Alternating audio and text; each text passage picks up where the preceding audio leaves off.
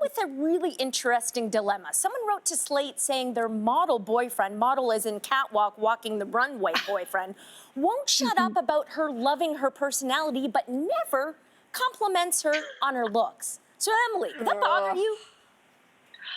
You know, I kind of wonder if that's his own issue, because I just know, like, as an actor, and I'm not a model, but we're asked to do that a lot of the time. And I always feel like what I look for in a partner is so never that. And so I do think that he might be giving her the greatest compliment of all time, and she doesn't realize it. Maybe.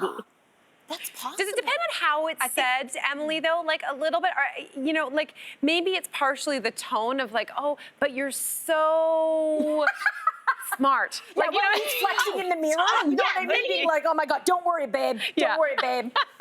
You got a great personality. Then because it he's sounds not like that she's into you. looking for that, right? Like, 'cause it looks like that matters to her. Like, they've both got something going on. I think you're bang on there, Emily, because he clearly has something where he's hung up on the look part of it. She's got something where she clearly wants to hear, and perhaps needs to hear, that he is physically attracted to her. So I think, putting the model thing aside for a second, I do believe that being physically attracted to your partner, whatever they look like, because all of us have our own things, is important. And if your love language, which sounds like it is hers, if your love language requires that you need to hear, babe, you're so beautiful, then they're doing this. They're missing each other. Yeah, and I think there's a difference between being attracted to and good looks. Because to me, I'm very much somebody who is, like, your personality will make you good looking to me, or will make me think you're the ugliest person in the world.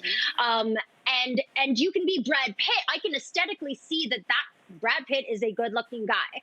But, like, if I'm just seeing a picture of that and don't know his personality, it does nothing for me. And I'd rather my partner be attracted to me than just, like, can tell that I'm good looking or not. Do you guys ever worry about optics in terms of how other people perceive a couple? Because, Emily, I'm in a relationship with a guy who's a little younger than me. Good for me, I get it. And I think he's a little more attractive than I am.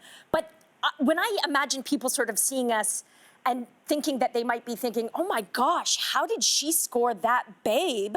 She must be amazing. It makes me actually feel like oddly confident and good about it. It's like, yeah, it's my amazing I think they're saying, oh my gosh, he's with Jess Allen.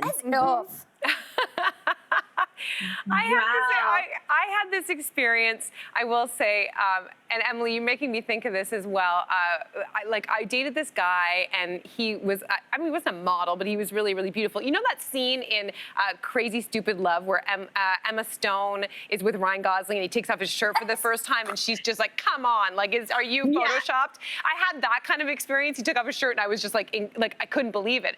But he wasn't the sharpest knife in the drawer, and he kept on saying to me over and over again, you're just so womanly. And I didn't know, to go back to the tone thing, is this a veiled insult about my body? It made me feel, and maybe it wasn't. I don't know. Maybe his tone was up. I'm not sure. But I didn't take it well. I will say, though, in retrospect, in life, I prefer for people to praise me for my intelligence now. Not when I was little, but like, there was this guy at my high school or elementary school who used to rate all the girls in the class. He would make a column out. I know, his name was Carlo, and everyone cared about what he thought, and I don't know why, but he made a column of, like, you know, your looks, your personality, and your smarts. And I rated something like a 7 on the beauty thing, but higher on the other 2. And I was really upset at the time, but now I'm really happy about it in life. I'd rather be smart. That's so interesting. That's how Facebook started. Like, that was actually the purpose of Facebook initially. Remember? It was like a campus rating system for girls. And right? And I think that's like, you know, Cynthia, we talk about this all the time, like numbers, like how you rank someone. And it's a hideous thing to do to people. And yet, I do feel like human nature, we compare things. Like, you have a benchmark, like in everything, with speed, for example, how quickly someone's going versus you. And then, so is it normal then to like in your mind look at your partner like Jess is saying and think, oh, they're better looking than I am, or like, can we be maybe real? in the early days, maybe in the early many days of us? dating, Yeah. maybe. Yeah, if you're in a in the early relationship days. though, yeah, if you're in a relationship and you're judging your equity in like looks, I think there's a problem there. But I also I've quite several times been criticized by when boyfriends they mentioned that I always get dressed up for auditions or premieres or events and stuff, and why don't I do that for them? Might have been because they were guys, but I do. That was a thing for them, that they didn't like that when I'm with them just in normal life. You're lucky. I would not blow dry my hair. I would not. You're lucky that I showered. That's interesting that you say that. That's interesting that you say that, because I think like if you're a civilian, people look at celebrities and it's all this glam, like the glam life, right? You mentioned Brad Pitt before, and we've all been like, oh, this movie star, I would love to be the girlfriend, boyfriend, whatever. I would love to date this person. Like, I'm so hot for them. But in reality, what happens is that, if you actually end up scoring that person, meeting them, they fall in love with you, the reality is going to be, number one, in your mind, that ranking system, you are never going to be anywhere near the vicinity of the Nicole Kidman, Brad Pitt, Lupita Nyong'o, whatever. So you kind of have to live with that every day. And then number two, they're on the red carpet all the time with that face, so they don't want to come home with that face to you. Right. Right? Which is what you just said. To me, that's work. I remember I got married and a while ago, no longer married. But maybe it's because of this. I didn't want to have someone do my hair and makeup.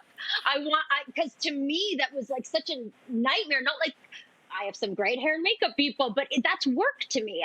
So I just wanted to do my own thing. But I think it is a different reality when your job is having to look good, or preserve yourself. I don't like feeling like I have all this makeup on, and if I sweat, I'm gonna like ruin everything in my life. Yeah, well, regularly. It looks like this model, going back to the original story, I think he's taken a little bit of his work home. So he's going to have to talk to somebody other than his partner about that.